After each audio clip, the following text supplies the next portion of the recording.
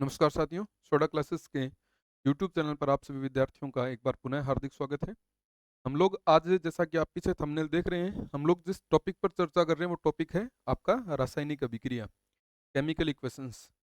हालांकि chemical equation का एक तो मैंने ये टेस्ट आपके लिए तैयार किया जिसमें केमिकल इक्वेशंस के भी एग्जाम्पल है और कुछ सामान्य शब्दों के रूप में भी इसमें कुछ प्रश्न दिए हुए हैं, जिनमें रासायनिक यौगिकों के फॉर्मूले वगैरह तैयार करके हमने क्वेश्चन इसमें ऐड किए हैं, कुछ डायरेक्ट क्वेश्चन भी हैं। तो ये भी अपने आप में काफ़ी इंपॉर्टेंट रहने वाला है और इसके बाद में केमिस्ट्री में और भी जो टेस्ट होंगे उनमें भी बहुत सारे इसमें अभिक्रियाएं जो है मैंने आपके लिए तैयार करके रखी हैं। और एक केमिस्ट्री का एक बड़ा टेस्ट भी है जिसमें रासायनिक अभिक्रिया के तमाम प्रश्न या फिर पूरी केमिस्ट्री के जो इम्पोर्टेंट जो क्वेश्चंस हैं वो भी उसमें आप लोगों को जो है मिलने वाले हैं। ठीक है, और आवश्यकता पड़ी तो हम एग्जाम के नज़दीक एक आधा और केमिस्ट्री का अपने मैराथन भी लगा लेंगे, जिसमें हम लोग काफ़ी इंपॉर्टेंट टॉपिक्स के ऊपर चर्चा कर लेंगे। एक आप सभी विद्यार्थियों से निवेदन रहेगा कि इस वीडियो को लाइक और शेयर जरूर करें, क्योंकि हर विद्यार्थी तक अगर हम लोग जहां तक हम संभव हो पाए वहां तक पहुंचें, ताकि इनके जो सॉल्यूशंस है वो बच्चों तक पहुंच सके और अच्छे तरह से उनका फायदा हो सके। ठीक है, बिना देरी किए स्टार्ट करते हैं। सबसे पहला क्वेश्चन, और ये क्वेश्चन कॉम्पिटेटिव एग्जाम्स में अगर हम देखें तो सबसे ज्यादा इसकी संभावना बनती है। पहला क्वेश्चन ही बहुत सॉलिड है। असंतृप्त वसा का संतृप्त वसा में बदलना किस प्रकार की अभिक्रिया का उदाहरण है? अब देखो, यहाँ पर अपचयन भी है, ऑक्सीकरण भी है, उपचयन भी है और विहाइड्रोजनीकरण भी है। मैं आपको एक चीज यहाँ पर बता दूं कि ऑक्सीकरण, उपचयन और विहाइड्रोजनीकरण तीनों एक ही बात है, तीनों एक ही चीज को बोलते हैं। तो हमने सीधा सीधा यहाँ पर पता लगा लिया कि हम किसकी बात कर रहे हैं, अपचयन की बात कर रहे हैं। अच्छा, इस अपचयन में हम लोग पढ़ते हैं मूल रूप से जो ये स्टेप है वो स्टेप होता है हाइड्रोजनीकरण अभिक्रिया का। तो बिना देरी के हम लोग इसकी एक केमिकल इक्वेशन तैयार कर लेते हैं और फिर हम इसको आगे बढ़ा लेते हैं। दोस्तों, ये क्वेश्चन बहुत इंपॉर्टेंट क्वेश्चन है। मैं आपको बताता हूँ, जिनके मध्य कार्बन कार्बन के मध्य डबल बॉन्ड हो और ये होती हैं एल्किल श्रृंखलाएं, इनको हम एल्किल सीरीज बोलते हैं। जिनमें द्विबंध हो, याद रखें, द्विबंध हो या जिनमें त्रिबंध हो, उनको अपने बोलते हैं कि वे क्या होते हैं, असंतृप्त होते हैं। मान लीजिए हमने असंतृप्त वसा मान दिया, अनसैचुरेटेड फैट मान लिया, और इसको हम कन्वर्ट कर दें किसमें, लाइक दिस, इस तरीके से। अब आप देखो, इक्वेशन देखते ही आप समझ जाएंगे यहाँ पर कौन सा बॉन्ड है, सिंगल बॉन्ड है। दिखाई दे रहा होगा कि हमने इसमें एकल बंध की उपस्थिति को प्रदर्शित किया है। एकल बंध जो होता है ना, उसको अपने बोलते हैं क्या, संतृप्त। एकल बंध जब लग जाए तो हम उसे संतृप्त बोलते हैं। सैचुरेटेड हाइड्रोकार्बन कह दो, सैचुरेटेड फैट बोल दो, दोनों ही कंडीशन के ऊपर अप्लाई कर सकेंगे इस लाइन को अपने। आप एक चीज देख पा रहे होंगे कि हम लोगों ने आखिर इसमें नया क्या किया है। देखो, यहाँ पर एल्किल ग्रुप है, यहाँ पर एल्किल ग्रुप है, इसको एल्किल बोलते हैं। ठीक है ना, आर का मतलब जो होता है ना वो होता है एल्किल, और एल्किल का मतलब होता है लंबी हाइड्रोकार्बन श्रृंखला। समझ रहे हो ना, समझा रहा हूं मैं आपको, देख लो। अब सिस्टम पता है क्या है? यहाँ देखो, आप हाइड्रोजन है ही नहीं, बल्कि यहाँ देखोगे तो आपको दो हाइड्रोजन मिलेंगे। कहने का मतलब हाइड्रोजन हमें ऐड करना पड़ेगा, तभी ऐसा संभव है। अर्थात हाइड्रोजन जुड़ना पड़ेगा, हाइड्रोजन का योग होगा। अच्छा, हाइड्रोजन के योग को, हाइड्रोजन के जुड़ने को ही हम मित्रों क्या कहते हैं, हाइड्रोजनीकरण कहते हैं। और हाइड्रोजनीकरण जो है ना, यही अभिक्रिया होती है, कौन सी, अपचयन अभिक्रिया। ठीक है ना। तो इस तरीके से हम यहाँ पर अपचयन अभिक्रिया जो है उसको जो है मेंटेन करेंगे, और हमारा पहला ऑप्शन इसमें सही हो जाएगा। हाँ, एक लाइन में आपको और एक्स्ट्रा बता दूं कि इस हाइड्रोजनीकरण अभिक्रिया में, ठीक है ना, ये जो असंतृप्त को संतृप्त में बदलने की अभिक्रिया है, इसमें धनात्मक उत्प्रेरक के रूप में, धनात्मक उत्प्रेरक के रूप में पैलेडियम व निकल, इनका उपयोग किया जाता है। और दोस्तों मैं बता दूं, ये question very very important question है प्रतियोगी परीक्षाओं को अगर हम देखें तो। बहुत महत्वपूर्ण प्रश्न है कि असंतृप्त को संतृप्त में बदलने की हाइड्रोजनीकरण अभिक्रिया में, है ना, धनात्मक उत्प्रेरक के रूप में किसका यूज किया जाता है, तो पैलेडियम और निकल का। भले ही आप किसी भी एग्जाम के स्टूडेंट क्यों ना हो, ये प्रश्न आपके एग्जाम के अकॉर्डिंग सबसे फेमस क्वेश्चन माना जाता है इस जगह पर। असंतृप्त हाइड्रोकार्बन को संतृप्त में बदलने की विधि बताओ, हाइड्रोजनीकरण, और उत्प्रेरक बताओ, पैलेडियम और निकल। असंतृप्त वसा को संतृप्त वसा में बदलने की विधि बताओ, हाइड्रोजनीकरण, उत्प्रेरक बताओ पैलेडियम और निकल। वनस्पति तेलों को वनस्पति घी में बदलने की विधि बताओ, हाइड्रोजनीकरण और उत्प्रेरक बताओ पैलेडियम और निकल। सेम क्वेश्चन है, ये 3 तरीकों से पूछा जा सकता है और ये काफी महत्वपूर्ण लाइन यहाँ पर हमारे सामने बनकर आ सकती है। मैं ये भी कह सकता हूँ वनस्पति घी बनाने की विधि, बात एक ही है। वनस्पति घी बनाने की विधि अगर मैं ये शब्द भी यूज करूं तो भी हम लोग इसी हाइड्रोजनीकरण या अपचयन जो है इसके बारे में चर्चा कर रहे होंगे। तो ये पहला पेज आपके कंपटीशन में मुख्य भूमिका निभाने वाला पेज है। पहले प्रश्न के रूप में हमने खूब सारे प्रश्नों पर बात की है और मुझे उम्मीद है कि आप लोग इस बात को समझ पाए होंगे। ठीक है, बढ़ते हैं अगले क्वेश्चन की ओर। अगला क्वेश्चन हमें कह रहा है अमोनिया निर्माण की सुप्रसिद्ध अभिक्रिया बताओ। तो मैं आपको बता दूं, अब सीधा करेंगे हैबर विधि। ठीक है, पहला प्रश्न। दूसरा प्रश्न कॉम्पिटिटिव एग्जाम्स में बहुत सुपर इंपॉर्टेंट क्वेश्चन बनता है ये भी। हाँ, अब मैं क्या करता हूँ कि आपको इन चीजों के बारे में थोड़ा बता देता हूँ। संपर्क विधि, सल्फ्यूरिक अम्ल। संपर्क विधि जो है इसमें सल्फ्यूरिक अम्ल का निर्माण होता है। सल्फ्यूरिक अम्ल का निर्माण करने वाली विधि बताओ। हमारे पास आंसर क्या आएगा, संपर्क विधि। ठीक है ना, सल्फ्यूरिक अम्ल यानी कि H2SO4। वहीं अगर अपने हैबर विधि की बात करें तो हैबर विधि प्रसिद्ध है किसके लिए, अमोनिया निर्माण के लिए। अमोनिया निर्माण के लिए ये विधि जो है प्रसिद्ध विधि मानी जाती है, अमोनिया यानी कि NH3। वहीं अगर अपने लिंडे प्रक्रम की बात करें तो मित्रों मैं बता दूं ये होता है वायु के विभिन्न घटकों का पृथक्करण। वायु के विभिन्न घटकों का पृथक्करण करने हेतु प्रयोग में ली जाने वाली विधि। अब वायु के विभिन्न घटक जैसे कि नाइट्रोजन, जैसे कि आर्गन, इनका पृथक्करण करने के लिए जिस विधि को प्रयोग में लिया जाता है वो होता है लिंडे प्रोसेस। और लिंडे प्रोसेस जो है इसका मूल आधार जो होता है वो होता है जी प्रभाजी आसवन। ये जो प्रभाजी आसवन के माध्यम से हम वायु के विभिन्न घटकों का जब पृथक्करण करते हैं तो उसे लिंडे प्रोसेस के नाम से जाना जाता है, लिंडे प्रक्रम के नाम से जाना जाता है, इसलिए ये शब्द भी आ जाता है कई बार।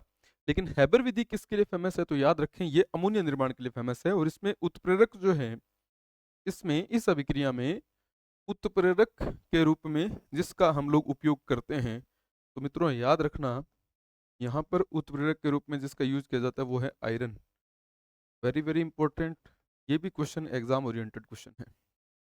ठीक है ना, यहाँ पर हम आयरन को उत्प्रेरक के रूप में इस्तेमाल किया करते हैं। ये क्वेश्चन भी हमने मेंटेन कर लिया है। और अब बढ़ते हैं हम अगले प्रश्न की ओर। उत्प्रेरक व जैव उत्प्रेरक शब्द का सबसे पहले प्रयोग किसने किया था। तो इसमें देखो आपके सामने क्वेश्चन आ रहा है लवोसिए, प्राउस्ट और बर्जीलियस, हेनरी मोजले। तो इन सभी के बारे में अपने एक एक लाइन जो है मेंटेन कर लेंगे।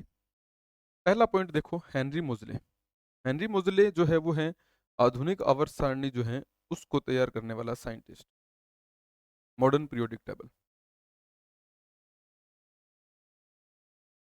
आधुनिक आवर्त सारणी पर काम किसने किया था, हेनरी मोजले ने, जिसका आधार है परमाणु क्रमांक का बढ़ता क्रम।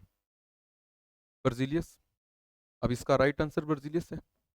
उत्प्रेरक और जैव उत्प्रेरक शब्द सबसे पहले बर्जीलियस ने ही प्रयोग में लिए थे। ठीक है ना, तत्वों के प्रतीक भी बर्जीलियस ने बताए थे। तत्वों के प्रतीक भी सर्वप्रथम बर्जीलियस ने ही बताए थे। वहीं अगर अपने लवोसिया और प्राउस्ट दोनों की बात करें मित्रों, तो आपको मैं बता दूं लवोसिया और प्राउस्ट रासायनिक संयोजन के नियम देने वाले साइंटिस्ट हैं। केमिस्ट्री में रासायनिक संयोजन के नियम, जिनको हम दो भागों में बांटते हैं, द्रव्यमान संरक्षण का नियम और स्थिर अनुपात का नियम।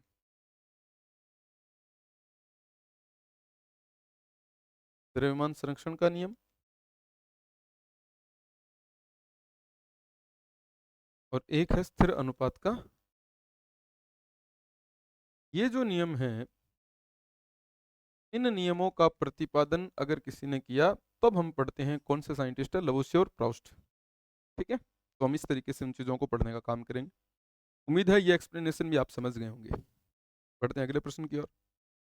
उत्प्रेरक से संबंधित कथन छांटिए। उत्प्रेरक आखिर कौन होता है।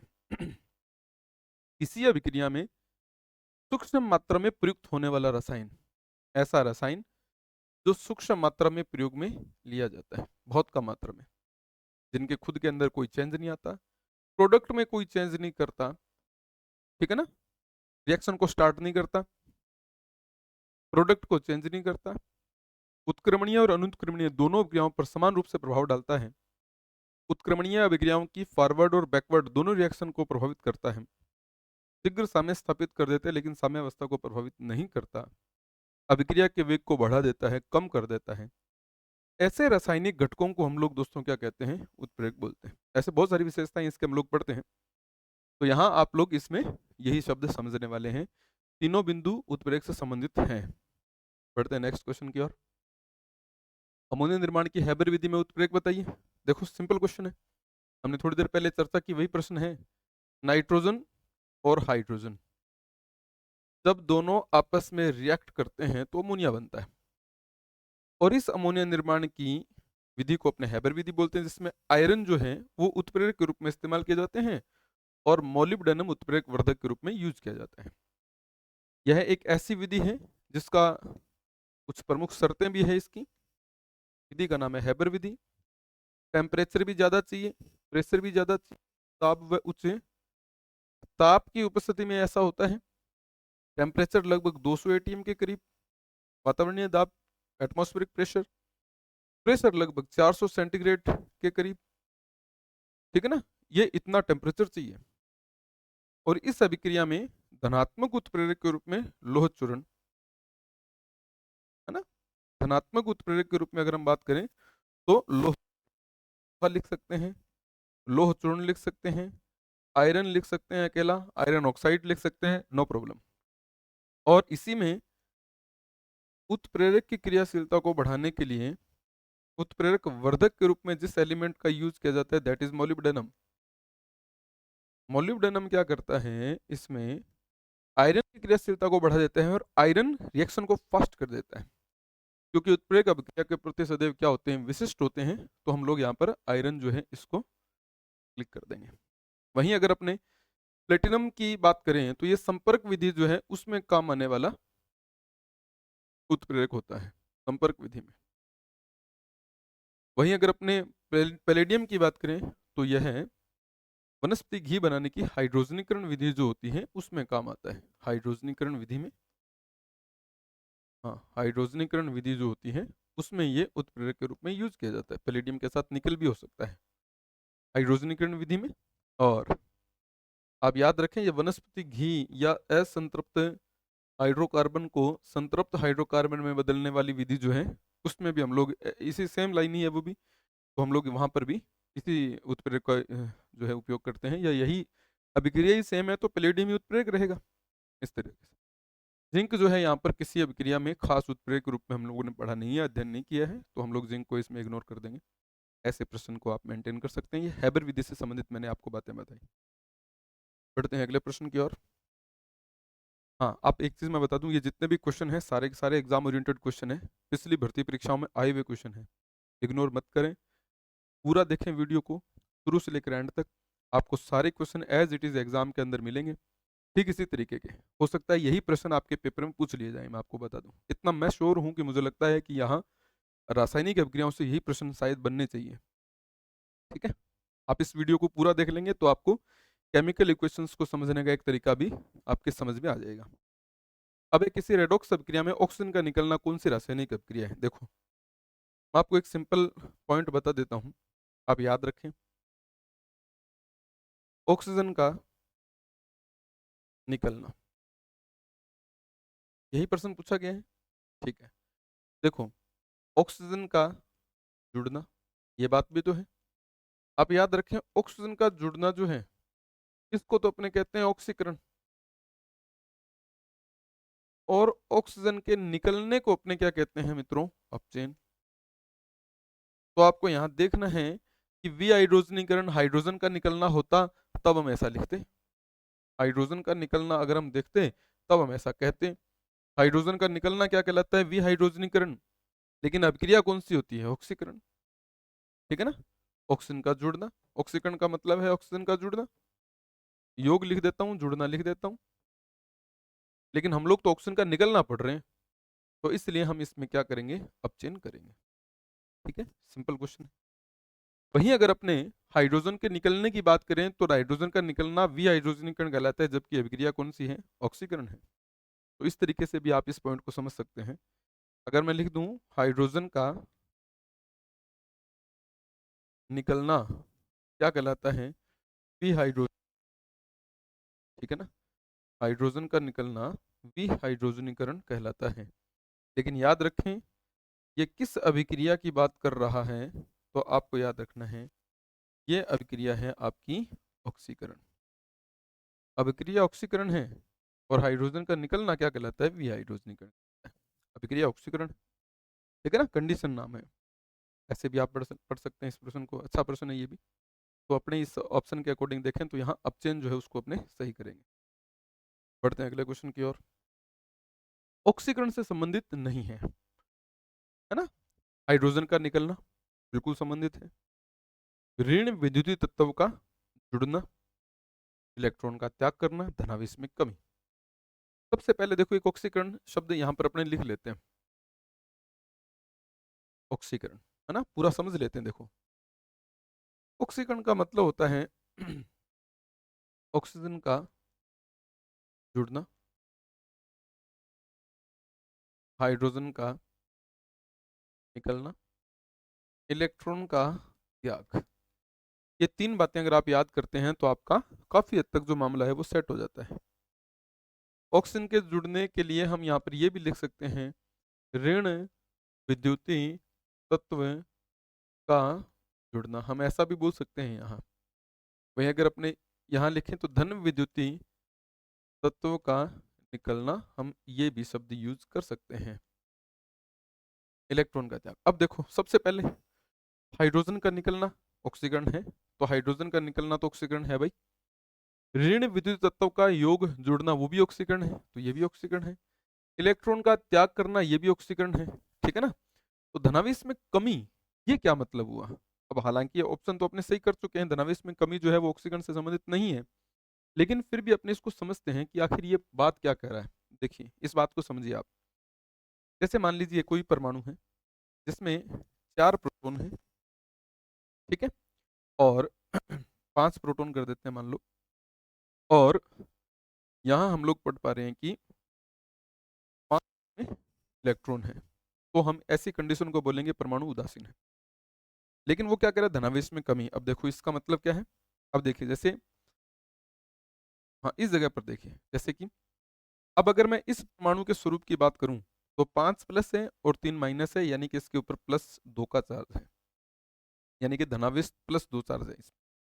अगर मैं कह दूं कि भाई इसमें तो एक इलेक्ट्रॉन जो है वो मान लो ये ग्रहण हो जाए, यहाँ एक इलेक्ट्रॉन क्या हो जाए, ग्रहण हो जाए।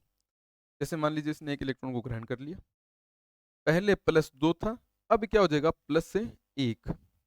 किस कंडीशन में, जब ये इस इलेक्ट्रॉन का क्या कर लेगा, इलेक्ट्रॉन ग्रहण करेगा, इलेक्ट्रॉन को ग्रहण करेगा, तब जाके ऐसी कंडीशन देखने को मिलेगी, धनावेश में कमी हो जाएगी।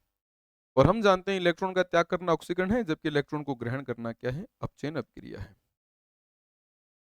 वैसे इसका मतलब ये क्या है, ये कंडीशन तब आती है जब इलेक्ट्रॉन ग्रहण होंगे, माइनस बढ़ेगा तभी तो प्लस कम होगा ना। तो धनावेश में कमी, इलेक्ट्रॉन ग्रहण करना, और इलेक्ट्रॉन ग्रहण करने का मतलब अभिक्रिया कौन सी है, अपचयन। तो इसमें लास्ट ऑप्शन जो आप मेंटेन कर लेंगे काफी ठीक है। और वहाँ मैंने समझाने की भरपूर कोशिश की है। अगर फिर भी क्लियर ना हो तो एक बार वीडियो को बैक कीजिएगा, फिर दोबारा देखिएगा, आपको सारी बातें अच्छी तरह से समझ में आ जाएगी। ऑक्सीकरण से संबंधित कौन सा नहीं है, धनावेश में कमी नहीं। निम्न में से ऑक्सीकारक बताइए। अब सबसे पहले हमें ऑक्सीकारक शब्द एक बार लिख लेना चाहिए ताकि हमारी सारी बात क्लियर हो जाए, ऑक्सीकारक वास्तव में होता कौन है। अगर हम ऑक्सीकारक शब्द लिख लें यहाँ, तो ऑक्सीकारक का मतलब होता है जो ऑक्सीजन देता है, ऑक्सीजन देने वाला। ऑक्सीजन देने वाला जो होता है ना वो ऑक्सीकारक होता है। अच्छा ऑक्सीजन कौन देगा, जिसके पास ऑक्सीजन अधिक होगी वो ऑक्सीजन देगा। तो यहाँ अगर आप देख पा रहे हैं तो शायद आपको पता चल रहा होगा, इसके पास भी ऑक्सीजन खूब है, इसके पास भी देखें तो ऑक्सीजन खूब है, इसके पास भी ऑक्सीजन खूब है, तीनों ऑक्सीजन दे सकते हैं, ऑक्सीजन की तीनों के पास अधिकता है, अतः तीनों ऑक्सीजन देने वाले हैं। अगर तीनों ऑक्सीजन देने वाले हैं तो तीनों ही कौन हो जाएंगे, ऑक्सीकारक हो जाएंगे, तो ये सभी। अगर मैं इस प्रश्न की बात करूं तो दोस्तों मैं आपको बता दूं, एलडीसी के 2013-2016 एग्जाम्स में ये क्वेश्चन बार बार पूछा गया है। ठीक है, तो ऐसे प्रश्न भी अगर आपके सामने आ जाए तो आप आसानी पूर्वक इन प्रश्नों को भी मेंटेन जो है कर सकते हैं। अगले प्रश्न की ओर बढ़ते हैं। अपचायक की पहचान बताइए। अभी थोड़ी देर पहले ऑक्सीकारक पढ़ा, अभी अपचायक जो है उसके बारे में एक छोटी सी चर्चा करते हैं। देखिए, अपचायक अगर आपने अब तक नहीं पढ़ा तो आप अब थोड़ा गौर कर लें। हाइड्रोजन देने वाला, हाइड्रोजन देने वाला, ऑक्सीजन ग्रहण करने वाला, ऑक्सीजन ग्रहण करने वाला, इलेक्ट्रॉन त्याग करने वाला, इलेक्ट्रॉन त्याग करने वाला, जिसका स्वयं का ऑक्सीकरण होता हो, जिसका स्वयं का ऑक्सीकरण होता हो, जिसका स्वयं का ऑक्सीकरण होता हो, उसे हम क्या कहते हैं कि वो कौन है, वो अपचायक है। ठीक है, तो आप यहाँ देख लीजिए, समझ में आ जाएगी बात। ये अपने को क्या करना चाह रहा है, देखो, हाइड्रोजन देने वाला, इलेक्ट्रॉन त्याग करने वाला, देखो इलेक्ट्रॉन त्याग करने वाला भी अपचायक है, ऑक्सीजन ग्रहण करने वाला ये भी अपचायक है, उपरोक्त सभी बातें सत्य है। ठीक है, अगर ऐसे समझेंगे आप आसानी पूर्वक इन चीजों को मेंटेन कर पाएंगे। ये अपचायक की पहचान है, जिसका स्वयं का ऑक्सीकरण होता हो, क्योंकि हाइड्रोजन देगा तो भी ऑक्सीकरण होगा, ऑक्सीजन ग्रहण करेगा तो भी ऑक्सीकरण होगा, इलेक्ट्रॉन त्याग करेगा तो भी ऑक्सीकरण होगा। तो जिस चीज का ऑक्सीकरण होता है ना, वो क्या होता है, वो यौगिक क्या होता है, वो अपचायक होता है। तो इस तरीके से ये सभी बातें अपचायक से संबंधित हैं, तो उपरोक्त सभी जो है अपने उसको हैंडल कर लेंगे। अगला प्रश्न, वह रासायनिक यौगिक जो किसी पदार्थ का ऑक्सीकरण करता हो क्या कहलाता है। एक बात याद रखें, जो कोई भी कोई काम करता है ना, उसकी पहचान उसके काम के आधार पर ही होती है। मान लो कोई काम करता है ना, कार्य के आधार पर पहचान होती है किसी की भी, कार्य के आधार पर पहचान होती है, ये बात याद रखें। कोई भी काम करता है ना तो उसके आधार पर ही अपने उसका नाम रखते हैं। जैसे अब देखो, मैं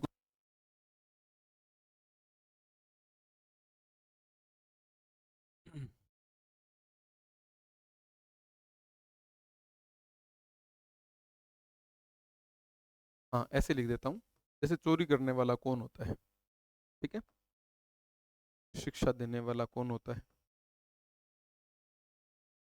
ऐसे नाम लिख देता हूँ ना, खेती करने वाला कौन होता है, लाइक दिस। जैसे कोई काम करता है ना, वैसे उसकी पहचान हो जाती है। तो मैं लिख देता हूँ, ऑक्सीकरण करने वाला,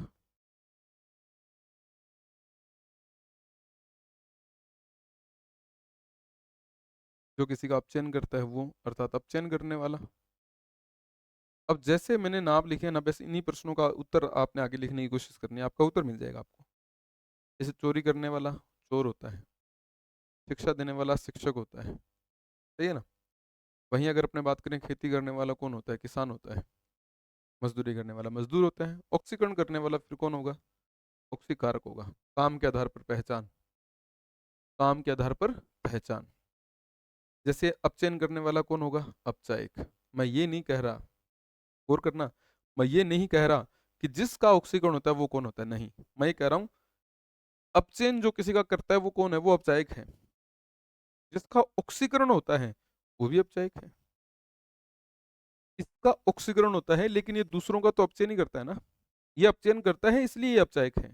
खुद का ऑक्सीकरण हो रहा है वो अलग बात है, समझ रहे हो ना। जैसे चोरी करता है ना, वो चोर है, उसका खुद का नुकसान थोड़ी हो रहा है, खुद का तो वो फायदा कर रहा है, वही बात है। ऑक्सीकरण करने वाला ऑक्सीकारक है, उसका खुद का अपचयन होता है इसमें, ठीक है ना। तो वो बात अलग है। आप नाम के आधार पर जब पहचान की बात करते हैं तो आप ऐसे प्रश्नों का जवाब देंगे। तो जो किसी पदार्थ का ऑक्सीकरण करता है, नाम से पता चल रहा है, ऑक्सीकरण अगर कोई किसी पदार्थ का करता है तो नो डाउट ऑक्सीकरण करने वाला कौन होगा, ऑक्सीकारक होगा, तो हम ऑक्सीकारक कर देंगे। जो अपचयन करता है वो अपचायक होता है, अपचयन करने वाला, हाँ जिसका खुद का ऑक्सीकरण होता है वो अलग बात है, लेकिन नाम जो है ना वो काम के आधार पर, क्योंकि ये अपचयन करता है इसलिए इसका नाम अपचायक है। हाँ, जब ये किसी का अपचयन करता है तो खुद का ऑक्सीकरण कर लेता है, अलग बात है। बढ़ते हैं अगले प्रश्न की ओर। धातु जो जल से अभिक्रिया कर तीव्र गति से हाइड्रोजन गैस मुक्त करती है। सोडियम, पोटेशियम, मैग्नीशियम, ए व बी दोनों। आपने सुना होगा, अब इसमें राइट आंसर तो ए व बी दोनों ही है, लेकिन आपने सुना होगा, हम लोगों ने बचपन में पढ़ा है, सोडियम और पोटेशियम, हाँ सॉरी, सोडियम और पोटेशियम दोनों तीव्र क्रियाशील है, बहुत ज्यादा क्रियाशील है, अधिक क्रियाशील तत्व हैं दोनों।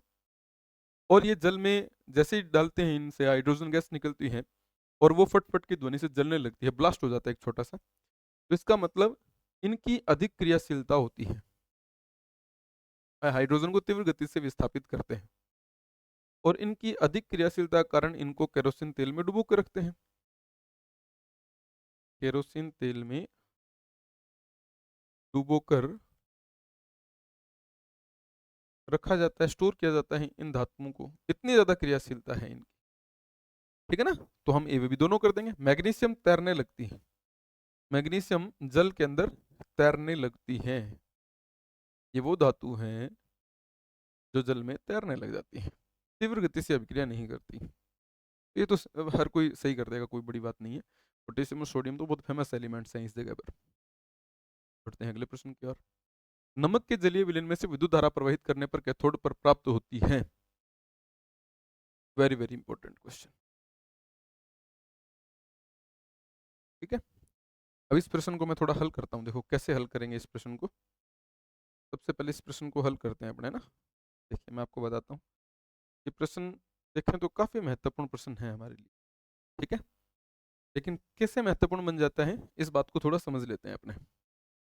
ठीक है, वो कह रहे हैं नमक के जलीय विलयन में से, पता है आपको क्या है ये क्लोर क्षार अभिक्रिया जो है ना उसकी बात हो रही है। मैं लास्ट में इस शब्द को लिखूंगा, नमक। नमक का फॉर्मूला आप सबको पता है, NaCl। अगली बात कह रहा है जलीय विलयन, जल को ऐड कर दो, दोनों आपस में रिएक्ट करेंगे। ठीक है ना, तो विद्युत धारा प्रवाहित करनी है। विद्युत धारा प्रवाहित करते हैं तो हम सब जानते हैं कि उसमें क्या होते हैं, इलेक्ट्रोड होते हैं। इलेक्ट्रोड होते हैं, हम सभी जानते हैं इलेक्ट्रोड। इलेक्ट्रोड दो प्रकार के होते हैं, एक कैथोड और दूसरा एनोड। एनोड के ऊपर प्लस चार्ज होता है, कैथोड के ऊपर, हाँ एनोड के ऊपर जो है मैं आपको बता दूं प्लस चार्ज होता है, कैथोड के ऊपर माइनस चार्ज होता है। तो माइनस वाला क्या करेगा, प्लस को अपनी तरफ से, प्लस वाला माइनस को अपनी तरफ खींचेगा, यही नियम है। विपरीत आयनों में आकर्षण, समान आयनों में प्रतिकर्षण, रिपल्शन। जब ये रिएक्शन आगे चलती है तो इसमें क्या होता है कि ये जो आप देख रहे हैं नमक जो है ना, ये क्या करता है, जल के साथ रिएक्ट करके और सबसे पहले सोडियम का हाइड्रोक्साइड देता है, एक क्षार बनाता है, सोडियम हाइड्रोक्साइड, जो कि अपने आप में एक क्षार है, इसका निर्माण करता है। फिर दूसरी इसमें घटना क्या होती है कि जो क्लोरीन है ना, ये गैस के रूप में बाहर निकलती है, एक ये चीज भी हो जाती है। ठीक है, पहले इन चीजों को अपने हल करते हैं। देखो आप इनके हल से इस चीजों को समझ जाएंगे। क्लोरीन कितनी है, 2 है, क्लोरीन 1 है, किससे गुणा कर दूं, 2 से। बैलेंस करना हम सबको पता है, कितने हो गए, 2। यहाँ सोडियम 1 है, मैं किससे गुणा कर दूं, 2 से, बैलेंस हो गया। अब ऑक्सीजन कितनी है, देखो ऑक्सीजन 2 है, ऑक्सीजन 2 है, यहाँ ऑक्सीजन कितनी है, 1 है, मैं इसको भी किससे गुणा कर दूं, भी बैलेंस हो गया। अब देखो हाइड्रोजन कितने हैं, 2, लेकिन यहाँ हाइड्रोजन कितने हैं, 4 है, बचे कितने, 2 बचे। अब जो 2 बचे उनको मैं सबसे लास्ट में ऐसे लिख देता हूँ। ठीक है, अब देखो यहाँ वास्तव में हमारे पास जो प्रोडक्ट तैयार हुए हैं उनमें एक तो क्लोरीन है, एक क्षार है और एक हाइड्रोजन गैस है। ठीक है ना, अब इसी कारण से इस अभिक्रिया का नाम रखा जाता है, देखो क्लोर क्षार अभिक्रिया। देखो जब भी प्रश्न आए नमक के जलीय विलयन में से, इतना आपसे, इतना लंबी बात आपसे कर ले तो आप समझ लेना कि वो क्लोर क्षार अभिक्रिया की आपसे बात कर रहा है। ठीक है, अब कैथोड के ऊपर नेगेटिव चार्ज है, ये पॉजिटिव को अपनी तरफ खींचेगा। अब अगर इसमें बात करें तो हाइड्रोजन जो है ना, इसके ऊपर क्या होता है, प्लस चार्ज होता है, जबकि क्लोरीन के ऊपर क्या होता है, माइनस चार्ज होता है। ठीक है ना, तो ये जो हाइड्रोजन है वो किसकी तरफ है, कैथोड की तरफ आएगा, तो यहाँ हाइड्रोजन की प्राप्ति होगी। और एनोड जो है इसकी तरफ माइनस आएगा, तो यहाँ क्लोरीन की प्राप्ति होगी। तो हमारे पास आंसर क्या आ जाएगा, हाइड्रोजन आ जाएगा। मित्रों मैं आपको बता दूं, ये प्रश्न बहुत बार पेपरों में पूछा जाता है। आप गलती से यहाँ पर सोडियम कर देते हैं, सोडियम नहीं करना है, आपने क्या करना है, हाइड्रोजन करना है। ठीक है, बिल्कुल हाइड्रोजन जो है ये आपका सही उत्तर रहेगा। आपको यहाँ हाइड्रोजन जो है इसी को आंसर मानना है, ठीक है ना। क्लोरीन कहाँ जाती है? एनोड के ऊपर। हाइड्रोजन कहाँ जाता है? कैथोड के ऊपर। और सोडियम क्षार के रूप में सोडियम हाइड्रोक्साइड का निर्माण कर लेता है, ठीक है ना। ऐसे इस प्रश्न को हल करेंगे। ऑक्सीजन का निष्कासन यहाँ होता ही नहीं है, ठीक है। तो आप हाइड्रोजन करेंगे। ये प्रश्न कई बार पेपरों में आ रखा है, इन फ्यूचर भी इस प्रश्न को रिपीट होते हुए हम देख सकते हैं। बढ़ते हैं अगले प्रश्न की ओर। धनावेश में वृद्धि, ऋणावेश में कमी किस अभिक्रिया की पहचान है? इस बात को थोड़ा क्लियर करते हैं। देखिए, धनावेश में वृद्धि कब हो सकती है? जब इलेक्ट्रॉन का त्याग होगा। कैसे? देखिए, धनावेश में वृद्धि, ऋणावेश में कमी, है ना। अभी अपने को लग रहा होगा दोनों कर दें या ये सभी भी कर दें, है ना। बात ये नहीं है, गौर से समझें। जैसे मान लो मैंने आयरन के ऊपर +2 चार्ज किया और यहाँ आयरन के ऊपर मैंने +3 चार्ज कर दिया। अब देखो, ये +2 चार्ज मतलब 2 इलेक्ट्रॉन का त्याग हुआ। अब +3 का मतलब एक और इलेक्ट्रॉन का त्याग हो गया, ठीक है ना। ये जो प्लस चार्ज है ना, ये प्रोटॉन का चार्ज होता है। प्रोटॉन का चार्ज तभी शो होता है जब इलेक्ट्रॉन का नेगेटिव चार्ज कम हो, और नेगेटिव चार्ज इलेक्ट्रॉन का तभी कम होता है जब इलेक्ट्रॉन का त्याग हो। तो ऐसा मतलब तभी संभव है जब इलेक्ट्रॉन का त्याग हो। और इलेक्ट्रॉन का त्याग करना हम सब जानते हैं कौन सी अभिक्रिया की पहचान है? ऑक्सीकरण अभिक्रिया की पहचान है। वहीं अगर अपने ऋणावेश में कमी इस शब्द की भी चर्चा कर लें तो ये भी क्लियर हो जाएगा। जैसे मान लीजिए मैं n-3 लिख देता हूँ, कह देता हूँ भी n में कन्वर्ट हो गया क्योंकि इसने एक इलेक्ट्रॉन को ग्रहण कर लिया। देखो -3 है, ठीक है ना। सॉरी, एक सेकंड, इस बात को थोड़ा फिर से अपने दोबारा बनाते हैं। ऐसा नहीं है भाई। देखिए, ऋणावेश में कमी, ऋणावेश में कमी, हाँ ऋणावेश में कमी अपने को बताना है ना। बिल्कुल, ऋणावेश में देखो यहाँ -3 है और ये कन्वर्ट हो जाता है किस? -2 में। एक चीज देखो, इसके पास 3 इलेक्ट्रॉन जो है हैं, और यहाँ देखो तो आप कितने इलेक्ट्रॉन हैं? 2 इलेक्ट्रॉन हैं। कहने का मतलब यहाँ तो 3 इलेक्ट्रॉन एक्स्ट्रा थे, अब 2 इलेक्ट्रॉन हैं। क्यों? क्योंकि एक इलेक्ट्रॉन जो है वो इसने क्या कर दिया? त्याग कर दिया। अब फिर से यहाँ इलेक्ट्रॉन का त्याग हो रहा है। तो इलेक्ट्रॉन का त्याग होना, देखो -3 से -2 हुआ ना, तो ऋणावेश में भी कमी होगी। तो इलेक्ट्रॉन का त्याग होने के कारण इस स्टेप को भी अपने क्या कह देंगे? ऑक्सीकरण कह देंगे, ठीक है। तो दोस्तों, यहाँ हम लोग सिर्फ एक ही आंसर मानेंगे और वो है हमारे पास ऑक्सीकरण। हाइड्रोजनीकरण और अपचयन को आप यहाँ पर शामिल नहीं करेंगे। ऑक्सीकरण से संबंधित बातें हैं दोनों, विद केमिकल इक्वेशंस मैंने इनको समझाने की कोशिश कर ली है। बढ़ते हैं अगले पॉइंट की तरफ। अपचायक बताइए, अपचायक कौन है? तो अपचायक वे होते हैं जिनका ऑक्सीकरण है, ठीक है। मैं इन्हीं को एक्सप्लेन कर दूंगा। अपचायक जिनका ऑक्सीकरण होता है, अपचायक वे होते हैं, वे होते हैं जिनका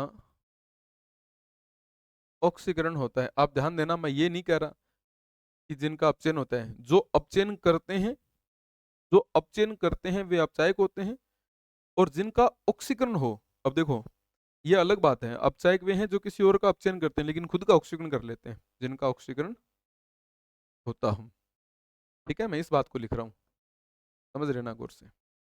अब ऑक्सीकरण का मतलब हम जानते हैं, ऑक्सीजन का योग होना, ऑक्सीजन का जुड़ना, ठीक है। अब एक एक इक्वेशन को अपने समझ सकते हैं। जैसे देखिए, पहला ऑप्शन आपके पास कार्बन।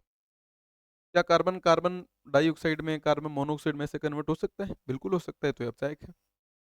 अगर वहीं अपने बी ऑप्शन की बात करें, CO, क्या ये इन फ्यूचर जो है कार्बन डाइऑक्साइड में कन्वर्ट नहीं हो सकता? बिल्कुल हो सकता है। अगर ये कभी कार्बन डाइऑक्साइड में कन्वर्ट होता है तो ऑक्सीजन जुड़ती है इसमें भी। 3 नंबर ऑप्शन की बात करें आयरन की, तो क्या ये भी कभी ऐसे फॉर्मूला नहीं बनाता? तीनों आप देखिए, तीनों में ऑक्सीजन का योग हो रहा है, अर्थात तीनों का क्या हो रहा है? ऑक्सीकरण हो रहा है। और जिनका ऑक्सीकरण होता है, देखो जिनका ऑक्सीकरण होता है वे कौन होते हैं? वे अपचायक होते हैं। तो हाँ, ये दिए हुए सभी यौगिक अपचायक की श्रेणी में शामिल हो जाते हैं। दिए गए सभी उदाहरण जो हैं अपचायक की श्रेणी में शामिल हो जाते हैं। बिल्कुल बिल्कुल ठीक बात है। ऐसे इस प्रश्न को आप मेंटेन करेंगे। ओके, एक प्रश्न हमने और पढ़ लिया है और उम्मीद है यहाँ तक की बातें आपको अच्छी तरह से समझ में आ गई होगी। बढ़ते हैं अगले प्रश्न की ओर। अब देखिए, यहाँ ये मैंने क्वेश्चन एक डाला आपके लिए। इस रिएक्शन को मैं थोड़ा लिख देता हूँ, क्योंकि यहाँ ये जो है ना, इस बीच में ऐसे तीर का निशान होता है यहाँ, ठीक है, तो यहाँ दिया हुआ नहीं है, इसलिए मैं क्या करता हूँ, थोड़ा इसमें सुधार कर देता हूँ, लिख देता हूँ इस रिएक्शन को दोबारा। दोबारा रिएक्शन को लिख देता हूँ मैं। देखो ये पता है क्या दे रहा है, ये दे रहा है Fe2O3 plus CO Fe2O3 plus हाँ CO2, ठीक है ना। और ये रिएक्शन जो है वो कंप्लीट बिल्कुल ठीक नहीं है, मैं पूरा लिख देता हूँ इस रिएक्शन को। Fe2O3 plus CO is equal to Fe plus 3CO2। ये रिएक्शन ऐसे है। रिएक्शन को बैलेंस करना वैसे ज़रूरी नहीं होता, लेकिन मैं कर देता हूँ ताकि आप थोड़े उलझन में न आए। अब प्रश्न पूछा गया है, ये स्टेन अपने इसमें वुमेन सुपरवाइजर में आया हुआ क्वेश्चन है, महिला पर्यवेक्षक भर्ती परीक्षा में ये प्रश्न इसी तरीके से पूछ लिया गया है पर्यवेक्षक एग्जाम में, ठीक है। इस केमिस्ट्री की केमिकल इक्वेशन टाइपिंग में कई बार थोड़ी दिक्कतें आ जाती है, तो ये इस तरीके से देखिएगा आप इस अभिक्रिया को, उसको छोड़ के इस जगह पर आप आ जाइएगा, ठीक है। इसने पूछा है अपचायक बताना है। अपचायक वे होते हैं जो अपचयन करते हैं, जो अपचयन करते हैं, अपचयन करने वाला, जिसका ऑक्सीकरण होता है, जिसका ऑक्सीकरण हो, ठीक है। अब इस अभिक्रिया को मैं समझाता हूं, देखिएगा आप।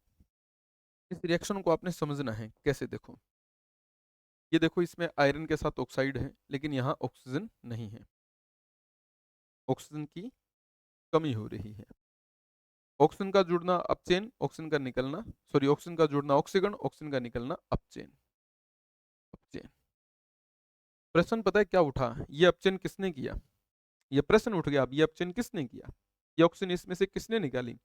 तो आप ऊपर इस रिएक्शन को यहाँ देख पा रहे हैं, देखो यहाँ ऑक्सीजन जुड़ गया, ऑक्सीजन का क्या हो गया, योग हो गया। ऑक्सीजन का जुड़ना क्या होता है दोस्तों, ऑक्सीकरण होता है, ठीक है ना। अब इस लाइन को मैं लिखता हूँ, देखिए पूरी लाइन को मैं एक्सप्लेन करते हुए लिखता हूँ, आप इस लाइन को कैसे समझेंगे, देखिए कार्बन मोनोऑक्साइड Fe2O3 में से ऑक्सीजन निकालकर निकालकर Fe2O3 का Fe में, देखो Fe2O3 का Fe में अपचयन कर देता है, वह साथ ही स्वयं में ऑक्सीजन का योग करके, ऑक्सीजन का योग करके CO2 के रूप में ऑक्सीकरण कर लेता है ना, स्वयं का ऑक्सीकरण कर लेता है, या ऑक्सीकरण, हाँ ठीक है ना, जिसका ऑक्सीजन का योग होने पर, योग होने पर ऐसे लिख देता हूँ ना, आप थोड़ा इजी समझेंगे इस चीज को। ऑक्सीजन का योग होने पर CO2 के रूप में ऑक्सीकरण हो जाता है, साथ ही स्वयं ऑक्सीजन का योग होने पर, स्वयं में ऑक्सीजन का योग होने पर CO2 के रूप में ऑक्सीकरण हो जाता है।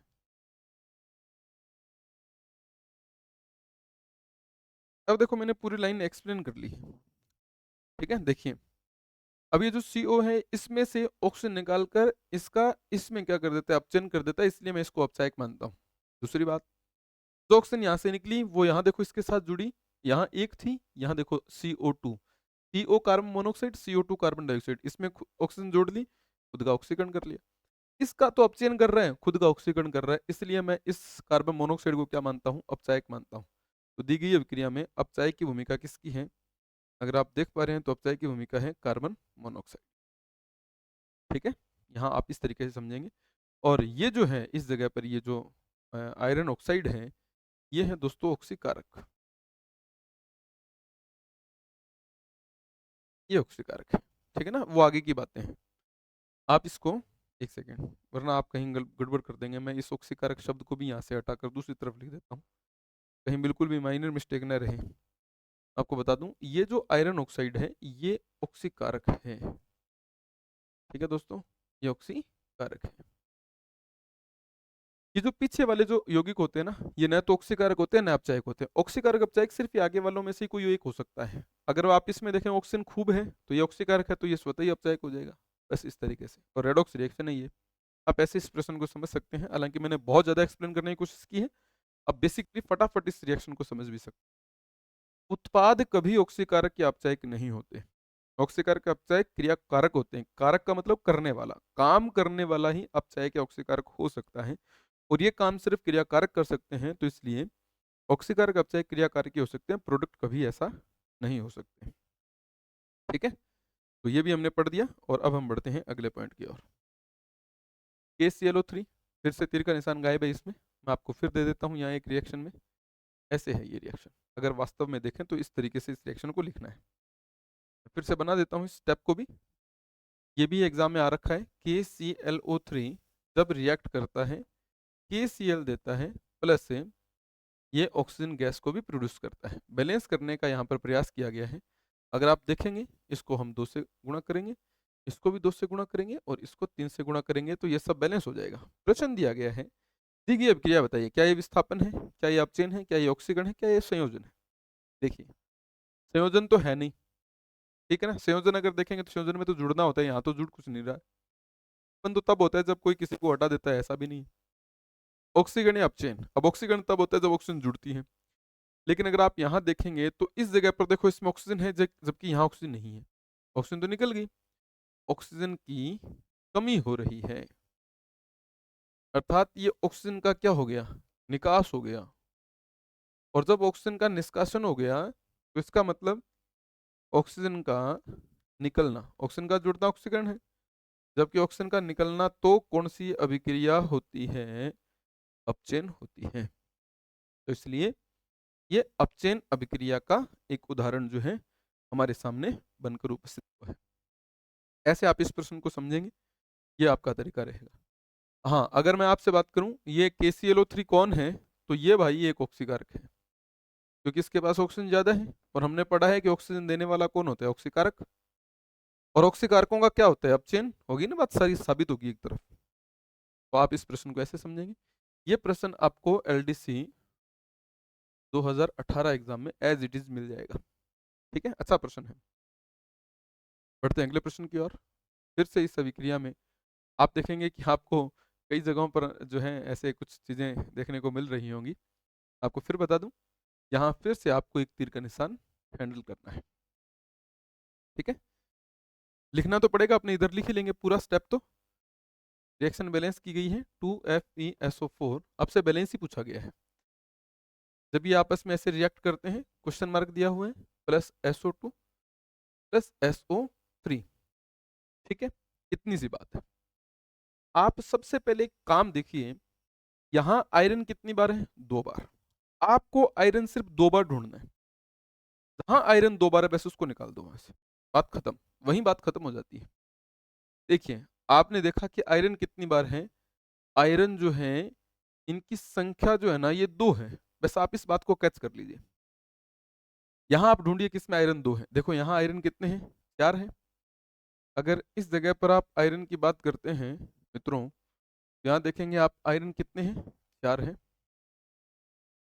आप यहाँ देखेंगे, देखिए गुणा करके देख लीजिए। यहाँ अगर इस अभिक्रिया में, इस प्रोडक्ट में अगर आप देखते हैं तो आयरन कितने हैं, 6 हैं। इस प्रोडक्ट में देखते हैं तो आयरन कितने हैं आपके पास, 2 हैं। इस प्रोडक्ट में देखते हैं तो आप क्या देखेंगे कि आयरन कितनी बार है आपके पास, 4 दुए 8, 8 बार है। आपके पास तो आयरन 2 ही बार है। अगर यहाँ आप देख पा रहे हैं तो यहाँ तो आयरन कितनी बार है, केवल 2 बार है। आप तो 2 बार वाले को ढूंढ लो। इस तरीके से देखेंगे तो आपका सी ऑप्शन एकदम सही बैठेगा। फ्री और फोकट का नंबर है। अगर ये प्रश्न आपके पेपर में आता है तो एकदम फ्री का क्वेश्चन है ये, एकदम सिंपल। आपने सिर्फ दोनों तरफ का वेट बराबर करना है, आपको देखना है किस तरफ बराबर हो रहा है। यहाँ आप आयरन अकेले से इस रिएक्शन को बैलेंस कर सकते हैं और काम बन जाएगा। ओके, ये प्रश्न अपना हो गया। अगले प्रश्न की ओर बढ़ते हैं। अगला प्रश्न है, उत्प्रेरक के गुण बताइए। उत्प्रेरक ऐसे रसायन होते हैं जो अभिक्रिया में बाहर से ऐड किए जाते हैं, सूक्ष्म मात्रा में प्रयोग में लिए जाते हैं। अभिक्रिया को स्टार्ट करना उनका काम नहीं है, प्रोडक्ट में चेंज नहीं करते, उत्क्रमणीय अभिक्रिया में फॉरवर्ड और बैकवर्ड रिएक्शन को फास्ट करते हुए शीघ्र साम्य स्थापित करते हैं। बिल्कुल ठीक बात है ना?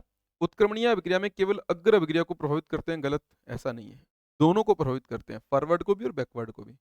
उत्प्रेरक अभिक्रिया विशिष्ट होते हैं, बिल्कुल ठीक बात है। हैबर विधि में आयरन, संपर्क विधि में प्लेटिनम, हाइड्रोजनीकरण विधि में पैलेडियम और निकल। स्पेसिफिक है, स्पेशल रिएक्शन, स्पेसिफिक कैटलिस्ट, है ना? इसका मतलब ए व सी दोनों आप कर देंगे। सिंपल क्वेश्चन है, ज्यादा उलझने वाली बात है नहीं। उत्प्रेरक के गुण आप पढ़ दीजिए। एक मैंने यूट्यूब पर ऑलरेडी एक वीडियो डाल रखा है उत्प्रेरक का, अगर आपको समय मिले तो यूट्यूब सर्च बॉक्स में जाके आप उत्प्रेरक की विशेषताएं आप पढ़ लीजिएगा। मेरे यूट्यूब चैनल पर आप देखेंगे तो आपको काफ़ी सहूलियत रहेगी, क्योंकि मैंने उसमें उत्प्रेरक की काफ़ी सारी जो है प्रॉपर्टी आपको लिखवाई है। बाकियों का मैं कह नहीं सकता भाई। तो आप इस तरीके से ए व सी दोनों ऑप्शन इसमें सेलेक्ट कर सकते हैं। अगला प्रश्न, अगला प्रश्न है कि कोई भी आप रिएक्शन देख रहे हैं, जैसे आपने यहाँ पर एक रिएक्शन देखा, असंतुलित अभिक्रिया को संतुलित अभिक्रिया में बदलना क्यों? आखिर कारण क्या है कि किसी आप अभिक्रिया को असंतुलित को संतुलित अभिक्रिया में बदलने का काम करते हैं? तो इसके पीछे कारण है द्रव्यमान संरक्षण का नियम। द्रव्यमान संरक्षण का नियम हमें यह कहता है कि द्रव्यमान का न निर्माण न विनाश, द्रव्यमान का न तो निर्माण व न ही विनाश किया जा सकता है। न तो निर्माण हो सकता है और न ही विनाश, ये द्रव्यमान संरक्षण का नियम हमें बताता है। इस आधार पर हम कहते हैं कि असंतुलित अभिक्रिया को संतुलित अभिक्रिया में बदला जा सकता है। जैसे देखिए, अगर आप सिंपल देखेंगे, बिल्कुल basic example, H2O2 plus H2O, अगर आप यहाँ देखेंगे तो हाइड्रोजन 2 है, ये रहे 2, ऑक्सीजन 2 है, यहाँ 1 है, ऑक्सीजन तो निकल गई। तो इस जगह पर आपने ऑक्सीजन को नष्ट मान लिया क्या? गलती कर दी आपने अगर ऐसा माना तो, ठीक है ना? आप ये नहीं कह सकते ऑक्सीजन नष्ट होगी, ये असंतुलित रिएक्शन है, कंकालीय अभिक्रिया बोलते हैं, अनबैलेंस्ड रिएक्शन अपने इसको बोलते हैं। हमें क्या करना है, इसको संतुलित में बदलना है। संतुलित में कैसे बदलें, मैं दोबारा लिखकर इसको संतुलित करता हूं। जैसे मैंने लिखा, अब ये पता है क्या कर रहा है, ये कह रहा है कि द्रव्यमान का निर्माण और विनाश नहीं हो सकता। आपने तो यहाँ पर द्रव्यमान का विनाश कर दिया, ऐसा तो हो नहीं सकता। तो हमें रिएक्शन को बैलेंस करना है। कैसे बैलेंस करना है? यहाँ ऑक्सीजन 2 है, यहाँ 1 है, किससे गुणा करेंगे? 2 से। जैसे 2 से गुणा करेंगे वो सबसे आगे लगाएंगे। आप ऑक्सीजन को 2 कर चुके हैं, हाइड्रोजन अपने आप 4 हो चुका है, अब यहाँ 2 है, 2 को किससे गुणा करें कि 4 हो जाए? 2 से। रिएक्शन बैलेंस है। विधि जो है वो विधि है आपकी हिट एंड ट्रायल। देखिए, हिट एंड ट्रायल शब्द जो है इसका अर्थ है प्रयास करना। हिट एंड ट्रायल का अर्थ होता है बार बार प्रयास करना, है ना? तब तक प्रयास करते रहना जब तक कि आप अपने सही प्रयास जो है या आप अपने सही उद्देश्य की प्राप्ति न कर पाते हैं। आप सही प्रयास करें, सही, उसमें आप कितनी भी गलतियां कर दें कोई दिक्कत नहीं, हिट एंड ट्रायल करते जाएं, अंततः आप सही जो है मुद्दे पर पहुंच जाएंगे। तो हिट एंड ट्रायल वही समझा रहे हैं। और इसके पीछे का रीजन क्या है? द्रव्यमान संरक्षण का नियम, क्योंकि द्रव्यमान का न निर्माण संभव है और न ही द्रव्यमान का विनाश संभव है। बस ये बात को आपने ध्यान में रखना है। हो गया काम। अगला प्रश्न, मोमबत्ती का जलना, भौतिक रासायनिक दोनों, जूनियर अकाउंटेंट 2015 या 15-16, है ना?